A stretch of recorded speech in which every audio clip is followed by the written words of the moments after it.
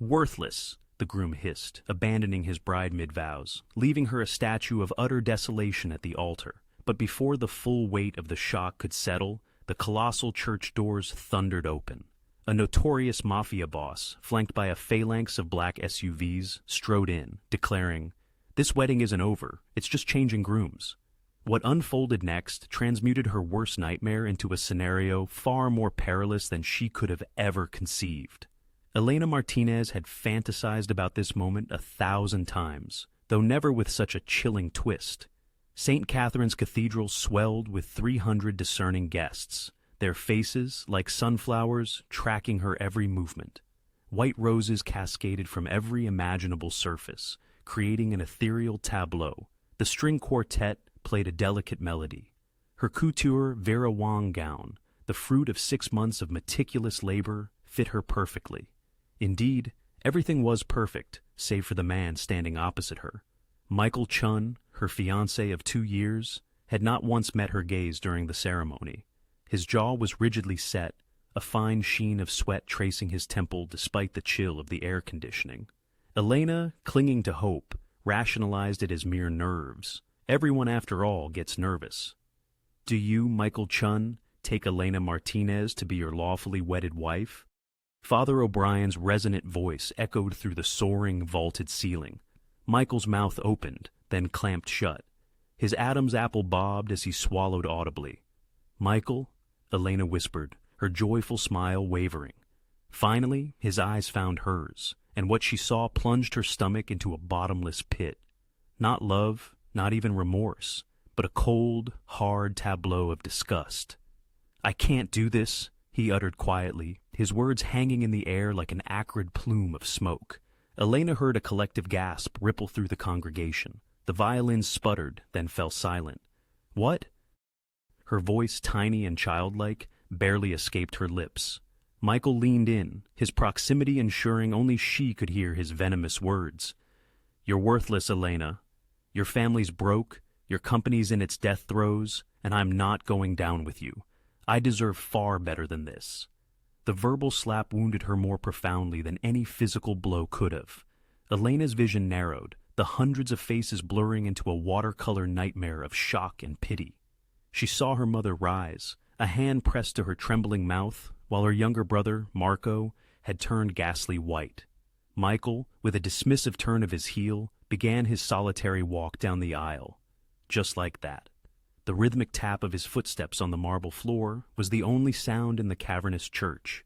Elena remained transfixed at the altar, her bouquet trembling uncontrollably, her delicate veil suddenly feeling like a funereal shroud. The whispers began immediately, a low hum of compounded horror and morbid fascination, for nothing unites people quite like witnessing the spectacular ruin of someone else's life. Oh my God, did he just... The Martinez family must be... Elena yearned to flee, to simply vanish, to awaken from this waking nightmare, yet her legs refused to obey. She simply stood there, a bride abandoned at the altar, as 300 spectators watched her world crumble into dust. Then the church doors quite literally exploded open. While not an actual detonation, the sheer force of their impact against the stone walls sent a jolt through every attendee. The reverberating sound echoed through the cathedral like a gunshot. A man stood framed in the entrance, backlit by the streaming afternoon sun. He was tall, broad-shouldered, draped in a black suit that undeniably cost more than Elena's wedding dress. Dark hair was swept back from a face seemingly chiseled from granite, a strong jawline, sharp cheekbones, and eyes so intensely dark they appeared black even from a considerable distance. He did not merely walk down the aisle. He strode with a captivating confidence that compelled people to unconsciously recoil. Beyond him, through the flung-open doors, Elena caught sight of them. Black SUVs, dozens of them, arrayed along the street like a presidential motorcade, stretching as far as her eye could discern. The man halted at the altar. His gaze flickered from Father O'Brien to Elena, then back to the priest. Up close, Elena realized he was younger than she had initially perceived, perhaps 35. His eyes swept over her once, meticulously cataloging every detail, before settling on her face with an intensity that stole her breath. "This wedding won't end," he declared, his voice deep, silken, with the faintest hint of a New York inflection. "It just changes grooms." The cathedral erupted into a cacophony. People shouted questions. Her mother shrieked. Someone, likely her cousin Sophia, began to sob uncontrollably. Father O'Brien sputtered something about the sacredness of the church. The man ignored all of it. He extended his hand to Elena. "Dante Russo," he stated simply, "and you're going to marry me instead." Elena stared at his outstretched hand as if it were a venomous serpent. Her mind struggled to process the surreal unfolding of events. 5 minutes ago, she had been a bride. Then, she had been nothing. Now, this complete stranger was proposing marriage in front of everyone she had ever known. I don't know you," she stammered. "No," Dante conceded, his gaze unwavering.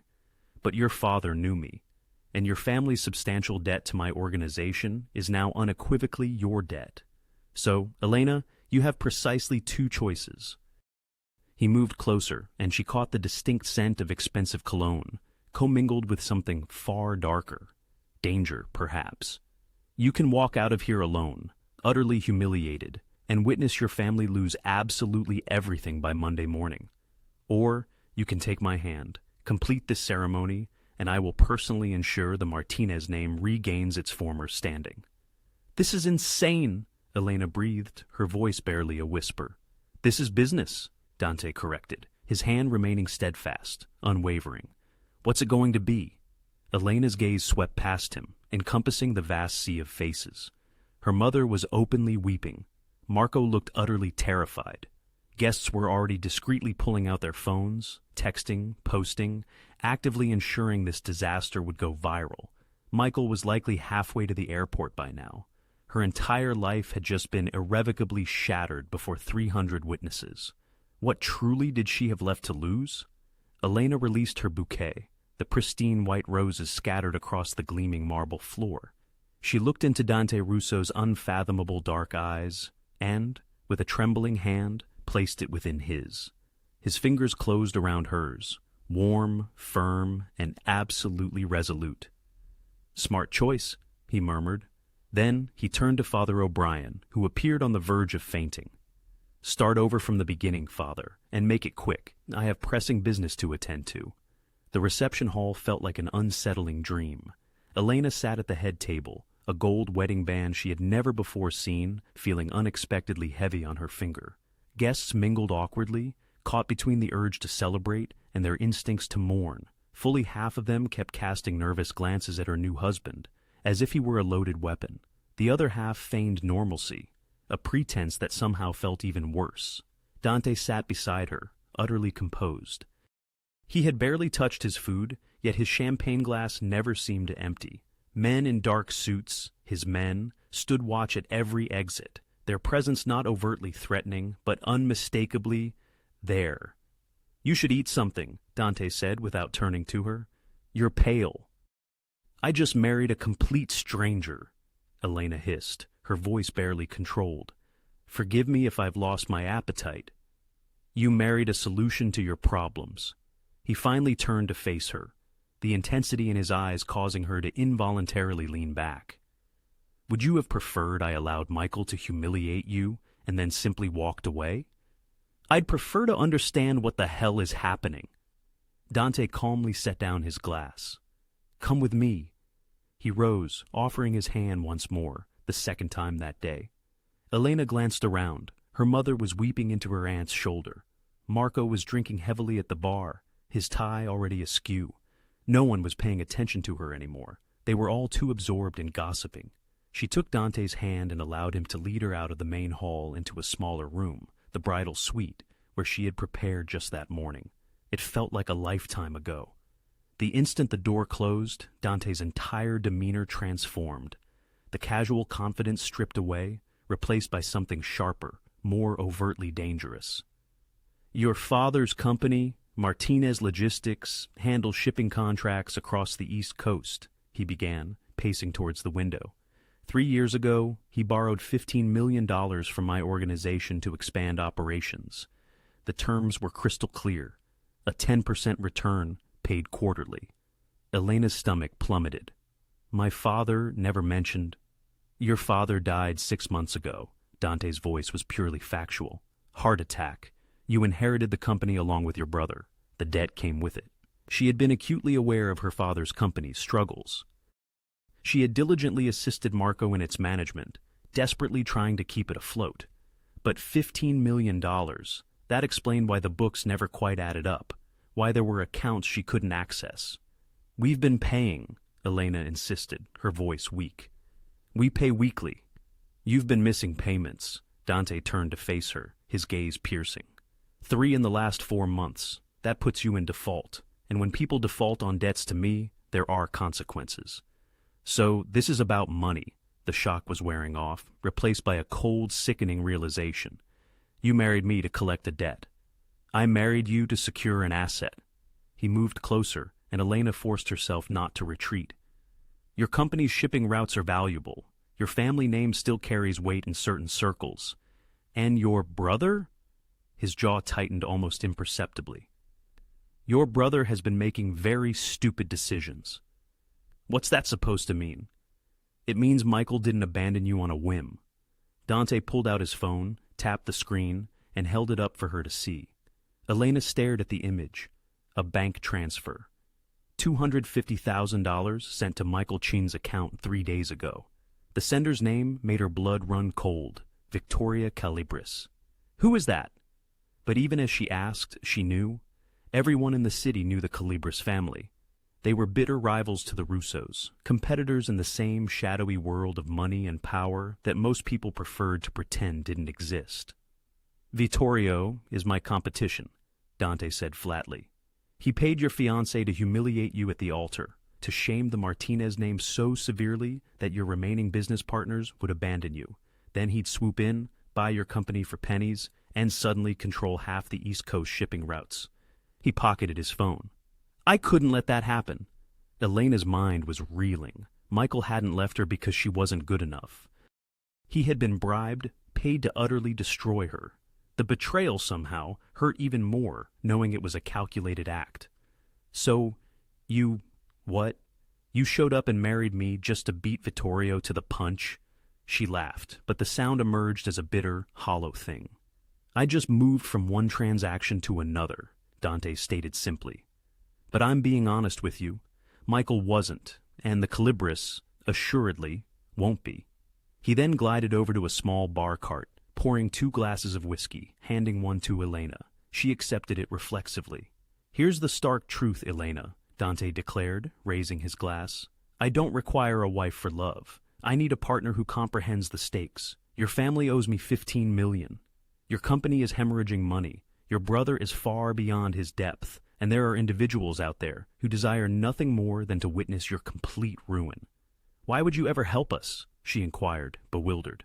Because aiding you, ultimately, benefits me, he responded, draining his whiskey in a single gulp. Your shipping routes seamlessly connect with my distribution networks. Your family's once prestigious reputation, once I restore it, will legitimize certain operations. And having you by my side as my wife sends an unmistakable message to every rival family. The Russos don't merely win, we seize everything. Elena gazed down at the wedding band encircling her finger. It felt less like a gift and more like a collar. So I'm not your wife, she said softly. I'm your property. Dante's expression remained impassive. You are my investment. What you evolve into beyond that is entirely up to you. He then pivoted towards the door, pausing with his hand on the handle. One more crucial detail, he added. Smile when we re-enter. The cameras are still actively recording, and I need everyone to genuinely believe this is a love story. Can you achieve that? Elena met his gaze, discerning the calculated gears turning behind his eyes, perpetually strategizing. This man had, in essence, purchased her entire existence. Yet, paradoxically, he had also rescued her from utter destruction. She quickly finished her whiskey, feeling its fiery descent, and then nodded. I can do that, she affirmed. Good, Dante replied, opening the door. Welcome to the family business, Mrs. Russo. Just 3 days into her marriage, Elena discovered that Dante Russo's mansion was not merely a home. It was an impregnable fortress. 20-foot walls encompassed the property in Greenwich, Connecticut, with security cameras meticulously tracking every angle, and men in sharp suits patrolling the grounds incessantly. Her new bedroom, thankfully separate from Dante's, was equipped with a panic button beside the bed and bulletproof windows. "It's for your protection," Dante had explained when she inquired, though he hadn't specified from exactly what. Elena sat at the breakfast table, listlessly picking at her omelet while scrolling through her phone. The disastrous wedding had become a viral sensation. Ultra abandonment was trending. Someone had uploaded a video of Michael's abrupt departure, followed by another capturing Dante's dramatic entrance. The comments were utterly vicious. "She got upgraded from basic to mafia queen. Plot twist of the century. That's not romance. That's a hostile takeover." She set her phone down. Her appetite completely vanished. "Mrs. Russo."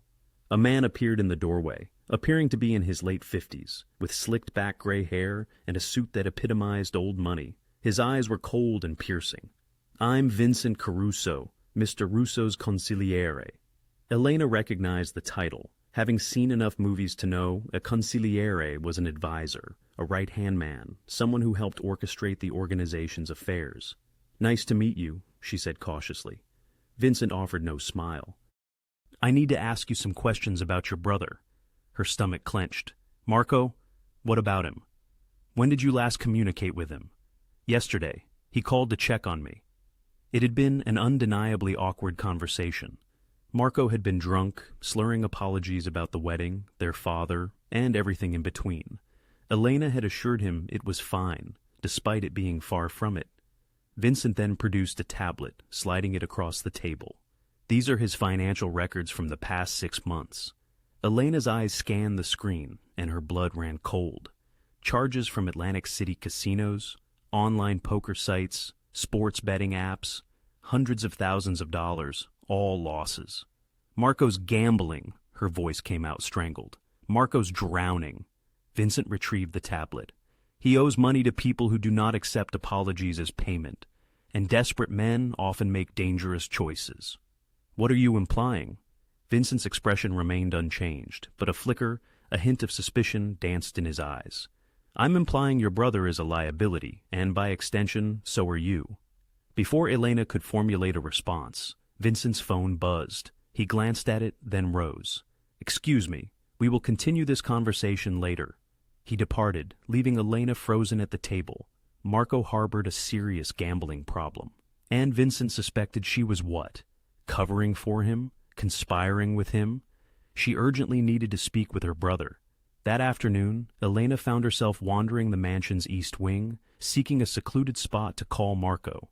The house was colossal, boasting 12 bedrooms, a home theater, and an indoor pool, and she had only explored half of it. As she passed a study, she overheard voices from within. The door was slightly ajar. "Can't trust her." That was Vincent's voice, laced with suspicion. "The timing is too convenient." Dante's voice was calm, yet undeniably sharp. "The girl appears with a desperate brother, a failing company, and crucial connections to legitimate businesses we require." Vincent sounded frustrated. "Then suddenly, she's your wife. What if the Calibris planted her? What if this entire altar disaster was orchestrated to infiltrate our organization?" Elena's breath hitched, and she pressed herself against the wall, her heart pounding. "Elena did not choose to marry me," Dante stated firmly. "I chose her." "Precisely," Vincent retorted, "which signifies you acted emotionally rather than strategically. You perceived a beautiful woman in distress and— Watch yourself, Vincent." Dante's voice, now infused with danger, cut through the air. A tense pause ensued. Then Vincent continued, more cautiously. "I'm merely stating we must exercise vigilance. The brothers' gambling debts are genuine, but who exactly is collecting? 3 days ago, Marco Martinez deposited $50,000 into his account. Care to surmise its origin?" Silence. Elena's nails dug into her palms. "A shell company," Vincent proceeded, "one that ultimately traces back to Calibri operations. Your new brother-in-law is accepting funds from our adversaries, Dante, which means either he is betraying us or she is." "Ascertain which," Dante said flatly, "but do not touch her until we know for certain." And if she proves to be the leak? Another pause, longer this time. Then we handle it, Dante replied, his voice chillingly definitive. The same way we handle all leaks. Elena didn't wait to hear more. She moved quickly down the hallway, forcing herself not to run, her mind reeling. Marco was taking money from the Calibris, the very family that had paid Michael to humiliate her, the same family intent on destroying the Russos. And now Vincent believed she was a spy. She reached her room and locked the door, sliding down against it, her hands trembling uncontrollably. This was no longer solely about debt. This was about survival. If Dante's people suspected she was working against them, if they believed she had been planted to sabotage the organization, Vincent's chilling words echoed in her head. Then we handle it the same way we handle all leaks. She wasn't naive. She understood precisely what that implied. Elena pulled out her phone and called Marco. It went straight to voicemail. She tried again. Same result. "Come on, Marco," she whispered desperately. "Pick up, please." On the fourth attempt, he answered. "Elena, what's wrong?" "Everything." She kept her voice low. "Marco, tell me the absolute truth. Are you taking money from the Calibris family?" The suffocating silence on the other end confirmed her worst fears. "Oh God, Marco, what have you done?" "They said they'd kill me." Marco's voice cracked, full of fear. "I owed 200 grand to a bookie. They were going to break my legs. Elena, the Calibris offered to pay it off if I fed them some information about Dante's operations." Elena closed her eyes in despair. "What kind of information?" "Nothing important, just shipping schedules, route changes, stuff you'd mentioned." "You used me?" Horror washed over her. "You made me look like a traitor." "I didn't mean, Elena. I'm sorry. She hung up. Her own brother had sold her out to save his skin, and now she was trapped in a house filled with people who undoubtedly perceived her as the enemy. Elena looked at the panic button beside her bed. She had foolishly believed being Dante's wife made her safe. She was now beginning to realize it might have made her a primary target. Elena didn't sleep that night. She paced her room, her mind racing through every conceivable possibility. Should she inform Dante about Marco?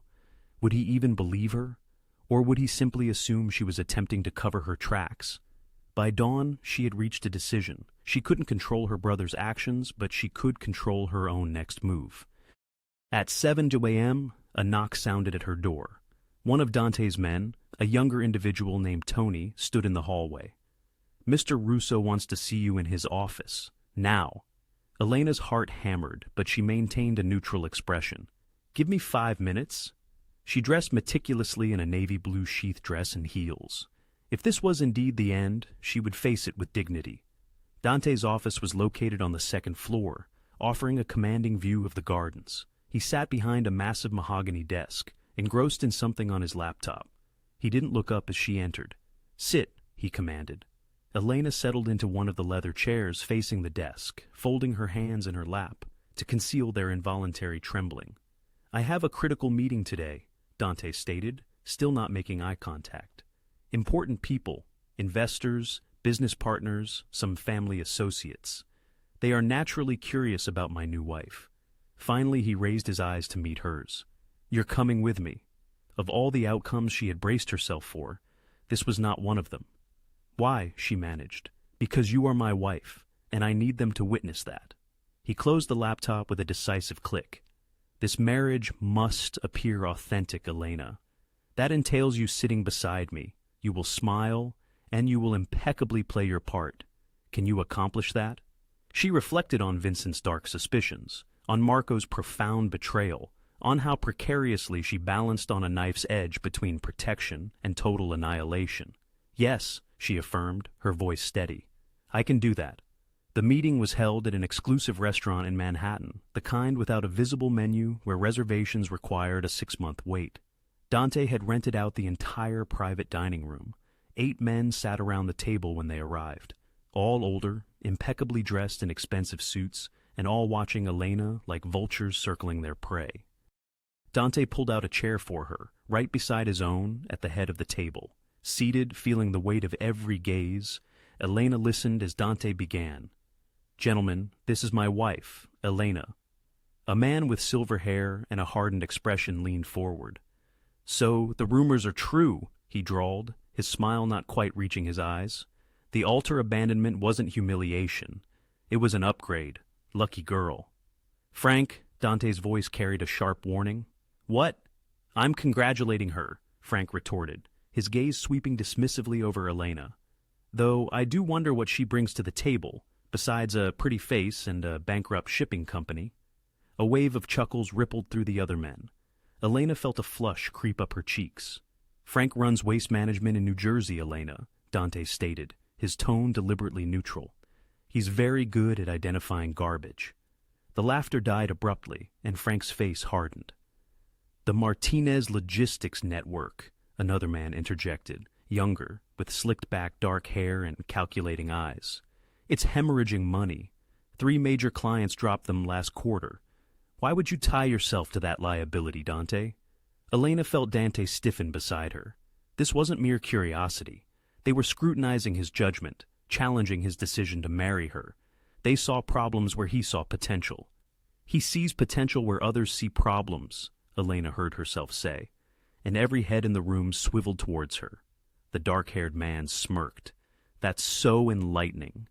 What potential does a failing company with $15 million in debt offer?" Elena's mind raced. She had tirelessly spent months trying to salvage her father's company, engrossed in every contract, every route, every client. She knew the business intimately. "You're right," she stated calmly. "We lost 3 major clients, Target, Whole Foods, and Nordstrom.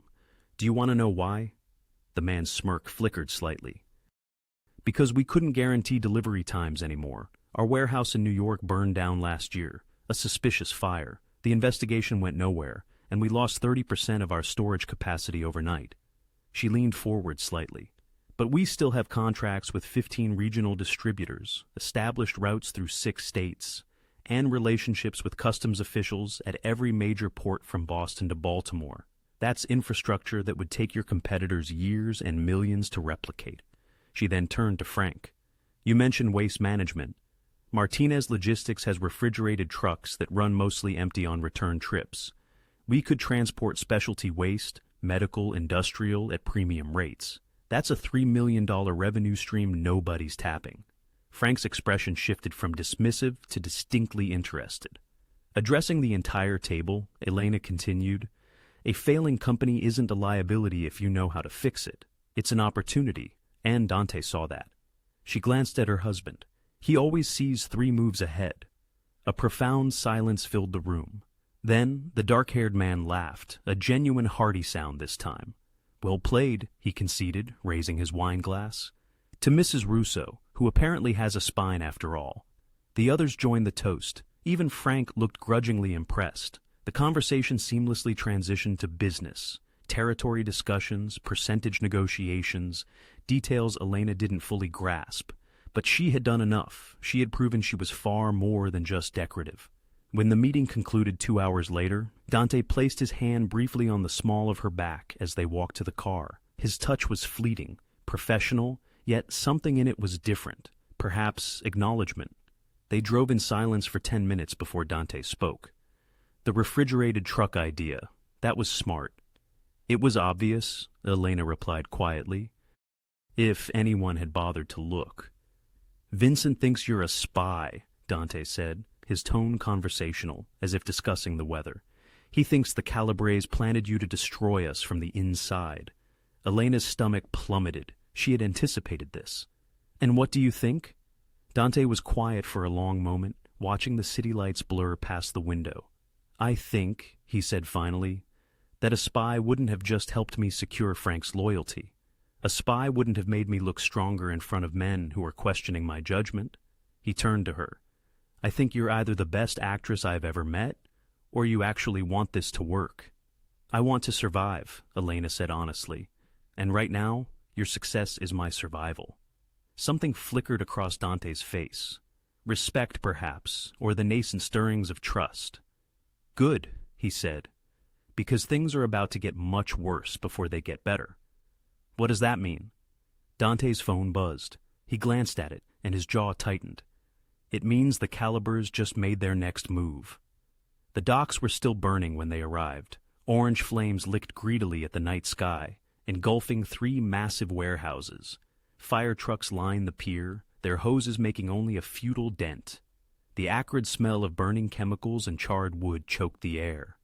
Elena could feel the oppressive heat from 50 yards away. Dante stood at the edge of the police barricade, his face sculpted from stone. Vincent was beside him, phone pressed to his ear, barking orders. Other men in suits, soldiers, as Elena had learned to call the organization's muscle, surrounded them. "How much?" Dante asked, his voice dead steady, unnervingly calm. "8 million in product," Vincent said, hanging up. "Maybe 10. The insurance won't cover half of it. The shipments were off book." Elena understood. Illegal, the kind of cargo that couldn't be reported to authorities. Who? Dante's question was simple, but the underlying promise of violence made Elena's skin prickle. "We're working on it, but Dante—" Vincent's expression was grim. "Security footage shows someone accessed the warehouse at 2 a.m., someone with clearance codes." "Inside job," one of the soldiers muttered. "Has to be." Dante's jaw clenched. "Show me." They moved to a black SUV where a laptop was set up. Vincent pulled up the grainy security footage.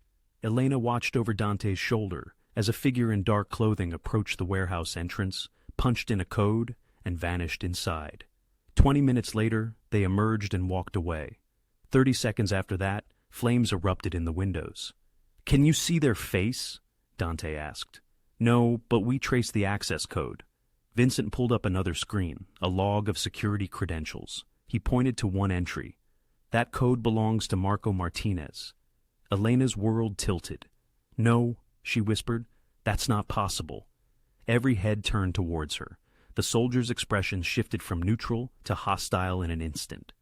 "Your brother had access codes?" Vincent's voice was sharp. "When did that happen?" Elena's mind raced.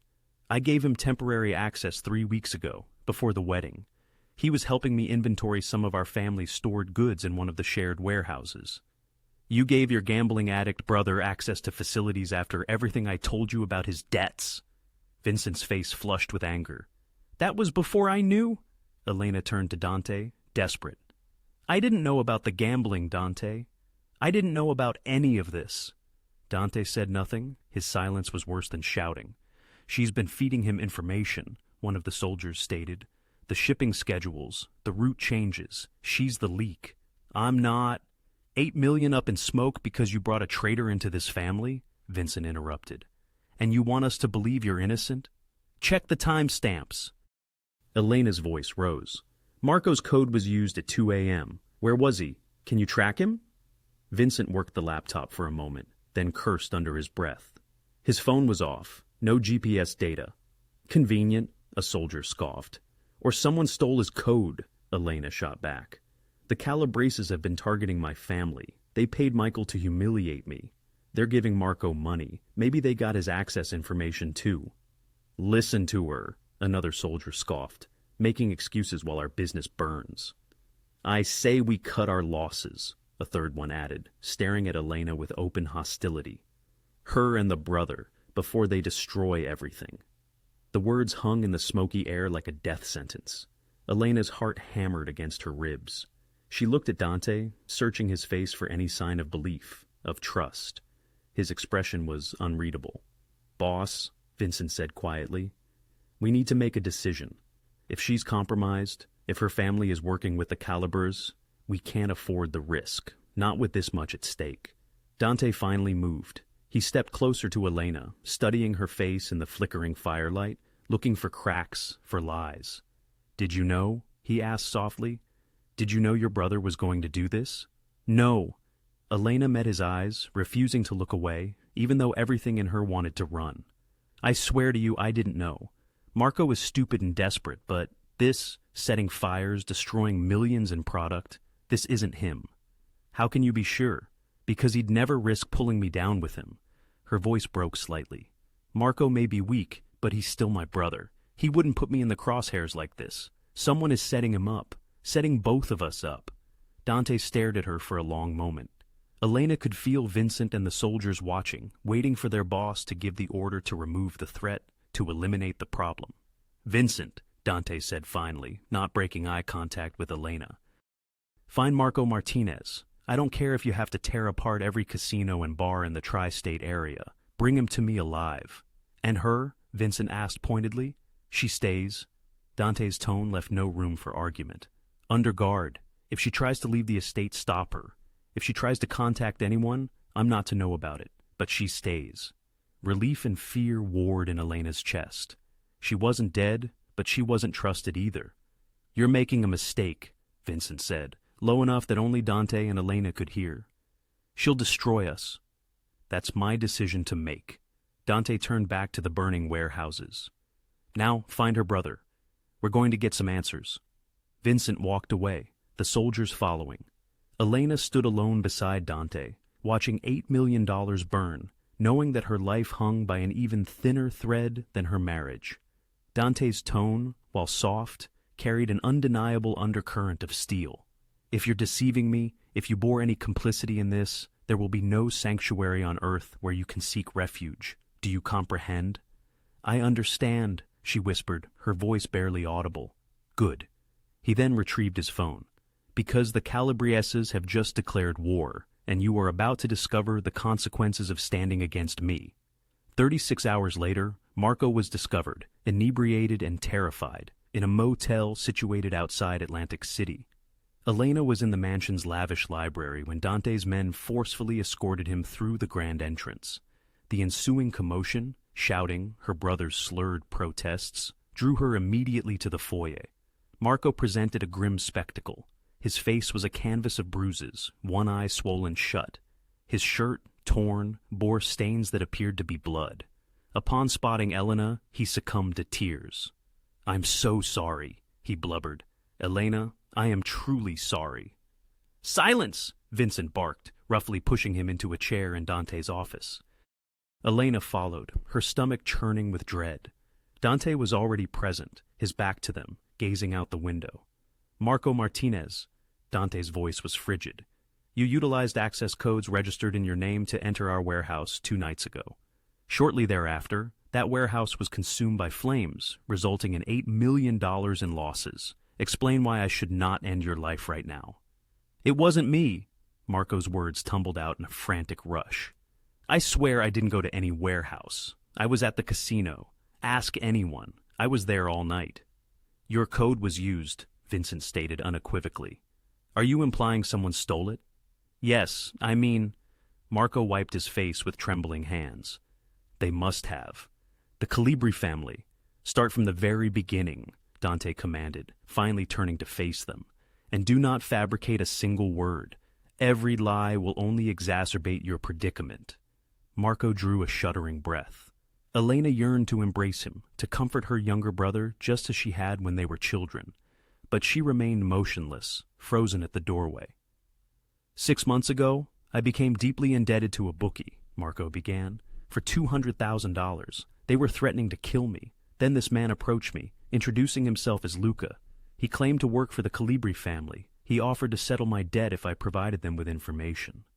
What kind of information? Dante inquired. Shipping schedules, route alterations, details Elena occasionally mentioned about the Martinez company. I thought... His voice wavered. I thought it was merely business intelligence, corporate espionage. I never imagined anyone would be harmed. You didn't think? Vincent sneered. That's your fundamental flaw. But I stopped, Marco pleaded, looking desperately at Elena. After the wedding, after I grasped Dante's true nature, and the nature of this family, I informed Luca I was finished, that I would provide them nothing further. And Dante's eyes turned to black ice. Marco's face crumpled. They showed me photographs of Mom leaving her apartment, entering her car, walking to church. He was visibly shaking now. They threatened that if I ceased cooperating, they would make her suffer. They would make Elena suffer. They said accidents happen all the time. Elena's blood ran cold. They gave me a phone, Marco continued, and instructed me to keep it with me always. 3 nights ago, they called. They demanded my warehouse access codes. I initially refused. I swear I did. But then they sent me a picture of Mom at the grocery store. A man was standing directly behind her in line, just standing there, smiling at the camera. He pulled out his phone with trembling hands and displayed it. Elena peered over Dante's shoulder. There was their mother, completely unaware, engrossed in checking her shopping list. And behind her, a man in a leather jacket stared directly into the camera with a predatory grin. "They said if I didn't give them the codes, he would follow her home," Marco whispered. "So I gave them the codes. I believed they would merely steal something. I never knew they would burn everything down." The room was enveloped in silence, broken only by Marco's ragged breathing. "Why frame him?" Elena found herself asking, a provocative question echoing in the stillness. If they already possessed the codes, why specifically use his? Dante and Vincent exchanged a knowing glance. "To incite us against each other," Dante articulated slowly. "To lead me to believe that Elena and her brother were the traitors. To dismantle my marriage and the alliance it signifies." "It's proving effective too," Vincent added, though his tone had softened slightly. "We've been so singularly focused on the Martinez family that we've overlooked the Calibri's other strategic maneuvers." Elena's mind raced. Marco had been blackmailed, manipulated. While he was undeniably guilty of foolishness and weakness, the true architects of this catastrophe remained at large, likely reveling in the success of their scheme. She looked at her brother, broken, terrified, pathetic. She loved him, yet love could not erase his actions. Love could not resurrect $8 million or restore shattered trust. Then she looked at Dante, her husband of less than a week, a man she barely knew, a man who had married her for business, who viewed her as an asset, who could orchestrate her death with a single command. Yet, he was also the man who had granted her an opportunity at the meeting with Frank, the man who had ordered Vincent to locate Marco alive rather than simply eliminate the perceived problem. Blood loyalty or survival, past or future, victim or player. Elena made her choice. "I can prove it," she declared suddenly, prompting everyone to turn towards her. "I can prove the Calibrius manipulated Marco. I can prove they are behind everything." Her voice gained strength. "But I require access to Marco's phone records, the warehouse security system, and 24 hours. "That's preposterous," Vincent scoffed. "We don't have time for her." "Yes, you do." Elena stepped forward, her gaze unflinching. "Because right now, you believe you know your enemy. But what if there's someone else involved? Someone within your organization who assisted the Calibrius in obtaining those codes? Someone who ensured the evidence pointed precisely where the Calibrius desired it to point?" Dante's eyes narrowed. "You suspect we have a mole?" "I believe this was orchestrated too flawlessly," Elena countered. "Marco's codes were used at the exact opportune moment. Security footage that reveals everything except a face. Your men locating Marco precisely where the Calibrius likely intended him to be found. It's too pristine. Someone is collaborating with them." Vincent opened his mouth to protest, but Dante raised a hand. "What do you need?" he asked Elena. "Trust," she stated simply. 24 hours and trust. Dante scrutinized her for a long moment. Then he nodded once. "You have until tomorrow night. Vincent, provide her with everything she requests. Marco remains in the basement until this is resolved." He looked at Elena. "Do not make me regret this." Elena met his gaze. "I won't." She could only hope she would be able to uphold that promise. Elena had not slept in 24 hours. She had spent the entire night in Dante's office, surrounded by an array of laptops, printouts, and cold coffee. Vincent had, albeit reluctantly, granted her access to every detail: security logs, phone records, financial transactions. The pieces of the intricate puzzle were all laid out. She merely had to assemble them. By dawn, the solution was clear. Now she stood outside Dante's conference room, where he had convened his inner circle. 8 men, the bedrock of his empire. Territory bosses, money managers, enforcers. Vincent was among them, as were the very soldiers who had advocated for her demise at the docks. In barely 30 seconds, she would enter, and either vindicate herself or obliterate whatever fragile credibility she had managed to construct.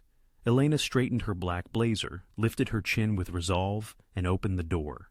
The conversation within ceased abruptly. Every eye pivoted to her, the palpable hostility in the room so dense it felt suffocating. "Gentlemen," Dante announced from the head of the table, My wife has a presentation. You will accord her your undivided attention." It was not a request. Elena moved to the front of the room, where a screen had been prepared. Her hands trembled almost imperceptibly as she connected her laptop, but her voice remained steadfast.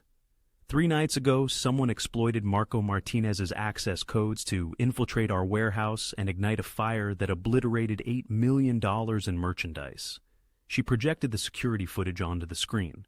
You have all witnessed this video. A figure enters at 2:07 a.m. and exits at 2:31 a.m. At 2:33 a.m., the fire erupts. "We are aware of all this," one of the territory bosses grumbled. "Your brother is a rat. What new revelations do you offer?" "What new revelations?" Elena responded calmly, "is that this individual is not Marco." She clicked to the next slide, a frame-by-frame analysis of the footage. The person in this video is 5 feet 11 inches tall, weighing approximately 190 pounds, based on their gait and build. Marco is 6 feet 1 inch tall and weighs 165 pounds. The proportions are incorrect. "It could be the angle," Vincent interjected, though he was now leaning forward, intrigued. "It could be, except—" Elena then displayed phone records. Marco's phone pinged off a cell tower in Atlantic City at 2:15 a.m. 8 witnesses place him at the Borgata Casino between midnight and 4 a.m. He was playing blackjack, suffering significant losses, and consuming substantial amounts of alcohol. The casino has him on camera. She presented a time-stamped casino photograph, plainly depicting a heavily inebriated Marco at a card table. "So someone else used his codes," another boss concluded. "Someone he gave them to." "Yes, but who?" Elena advanced to another slide. "I thoroughly reviewed the warehouse security logs for the past month. Marco's codes were legitimately used 3 times, all during the afternoon, all properly recorded. But observe this." She highlighted an entry. 2 weeks ago, someone accessed the security system administrator panel using Vincent's credentials. They created a mirror of Marco's access code, a duplicate that would register as Marco in the logs, but could be utilized by anyone. The room fell silent. Vincent slowly rose to his feet. "That's impossible. My credentials are encrypted, secure, almost impenetrable." "Unless," Elena finished, "someone already had access to your computer. Someone who works intimately with you, someone you repose trust in." She then exhibited financial records. "After the fire, I tracked the shell company that settled Marco's gambling debts. It is registered in Delaware, owned by a holding company, which in turn is owned by another company 6 layers deep. But at the very bottom," she clicked through the corporate structure on the screen, "is a payment processing account. And that account initiated a transfer 3 months ago. $50,000 to Anthony Ducatoni, the young soldier who had knocked on her door, who had been present at every meeting, who worked directly under Vincent."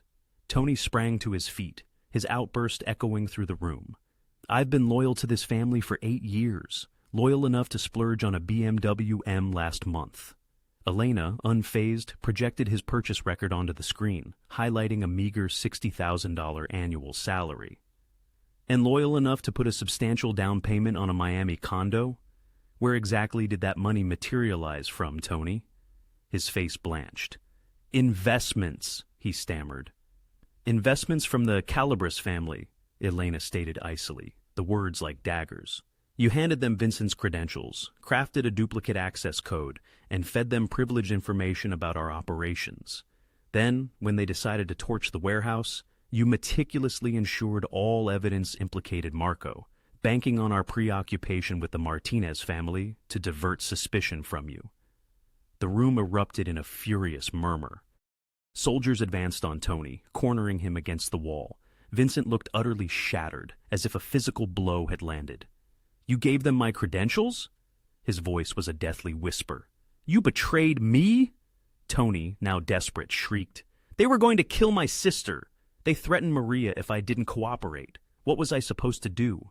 Dante, having risen, cut through the pandemonium with a voice as sharp as a blade. "You come to us. You come to your family. You don't betray us to save yourself." "I didn't have a choice," Tony pleaded. "Everyone has a choice," Dante countered, nodding to 2 soldiers who seized Tony's arms. "You made yours. Now you live with it." Tony struggled vehemently as they dragged him towards the exit. "Wait, Dante, please. I can fix this. I can." The door slammed shut, plunging the room back into a tense silence. Dante turned to Elena. "Is there more?" She nodded. Tony was feeding information to a Calibri lieutenant named Luca Moretti, the very same Luca who blackmailed Marco. "I have phone records, encrypted messages, everything you need to move against them." She then displayed a final document, revealing the precise location of their next clandestine shipment. "They're moving product through Port New York tomorrow night. If you strike there, you'll not only recover your losses, but cripple their entire operation." Dante's gaze fixed on the screen, then shifted to Elena, a subtle change in his expression, perhaps surprise or a budding respect. Vincent, visibly clearing his throat, offered, "Mrs. Russo, I owe you an apology. I misjudged you." Around the room, other men murmured in agreement. The palpable hostility had dissipated, replaced by something else entirely, weariness perhaps, or a newfound acknowledgement. Elena met Dante's eyes. "Do I still have until tonight? Or can I keep my head?" A faint, almost imperceptible smile touched Dante's lips. "You can keep your head." "And Vincent, release Marco from the basement. He's an idiot, but he's no traitor." As the men dispersed, their hushed discussions centered on the Port New York operation, Dante approached Elena. "You could have simply given me the evidence," he observed quietly. "You didn't have to present it before everyone." "Yes, I did," Elena retorted, meeting his gaze directly. "Because they needed to witness that I am not a liability. They needed to understand that being your wife carries inherent weight." Dante studied her for a prolonged moment. "You just commanded a room full of killers, Elena. That is not insignificant." "I know," she replied, "because I learned from the best." For the first time since their initial encounter, Dante Russo genuinely smiled. "Welcome to the family," he said. "For real this time?" The Port New York operation was a massacre, not literally, as Dante possessed too much cunning to leave a trail of bodies that would attract federal scrutiny. Yet, by the culmination of his crew's efforts, the Calibri family had incurred losses totaling $12 million in product, 3 warehouses, and their entire East Coast distribution network. Luca Moretti, along with 6 other Calibri lieutenants, was apprehended by the FBI merely an hour later. Anonymous tips, flooding the bureau, provided irrefutable evidence of drug trafficking, money laundering, and racketeering, all meticulously traced back to the Calibri organization. Vittorio Calibri himself vanished, whispered rumors suggesting his flight to Sicily. Dante, unconcerned, made no attempt to pursue him. The message, delivered resoundingly, was simple. Challenge the Russos, and you lose absolutely everything. 3 weeks later, Elena, adorned in a gown costing more than her childhood home, stood in the opulent grand ballroom of the Plaza Hotel in Manhattan.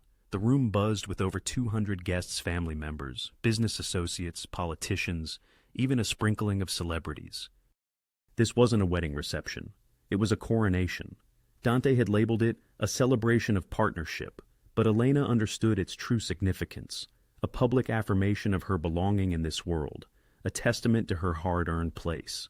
From the periphery of the room, she observed Dante effortlessly working the crowd, shaking hands and accepting congratulations for decisively neutralizing the Calibri threat. He moved through the space with the commanding presence of a monarch surveying his dominion, confident, potent, utterly untouchable. "You clean up nicely," Marco remarked, materializing beside her, holding 2 champagne flutes. He offered her one, which Elena accepted, her eyes studying her brother. He appeared healthier than he had in months, sober, clear-eyed. Dante had dispatched him to a private facility in upstate New York, a hybrid of a rehabilitation center and a fortress. Marco had spent 3 weeks there, emerging a transformed individual. "How are you?" she inquired. "Better," Marco confessed, taking a sip of champagne. "I'm sorry, Elena, for everything, for being weak, for putting you in danger." "You were scared," she offered gently. "People do stupid things when they're scared." "That doesn't excuse it," he conceded, looking down. "But I'm going to set things right. Dante secured me a legitimate position with the shipping company. I'm going to rebuild what Dad left us. I'm going to make you proud." Elena touched his arm. "Just stay clean, Marco. That's all I ask." He nodded and dissolved back into the throng. "Mrs. Russo," Vincent approached, clearly ill at ease in his tuxedo. Mr. Russo requests your presence on the terrace." Elena's heart fluttered. She navigated through the bustling crowd towards the outdoor terrace, which offered a breathtaking vista of Central Park. Dante stood at the railing, his silhouette stark against the glittering city lights. "You wanted to see me?" she asked. He turned, and something in his expression caught her breath. It was softer than usual, almost vulnerable. "Do you recall what I said to you at the wedding reception about being my investment?" he asked. "Yes," she confirmed. "I was mistaken," he admitted, stepping closer. "You're not an investment, Elena. You're not property. You're not a pawn in some grand scheme." "What am I, then?" she whispered. Dante reached out, taking her hand, the very same hand he had held at the altar a month prior, but this time felt entirely different. Real. 3 weeks ago, you could have fled, he said quietly. When everyone believed you a traitor, when Vincent wished you gone, you could have left, vanished, started anew somewhere safe. "I considered it," Elena confessed. "But you didn't. You stayed, you fought, you proved yourself before men who have spent decades immersed in this life." His thumb gently traced circles on her palm. "You saved my organization, Elena. You exposed a traitor I would never have discovered. You transformed a disaster into a triumph."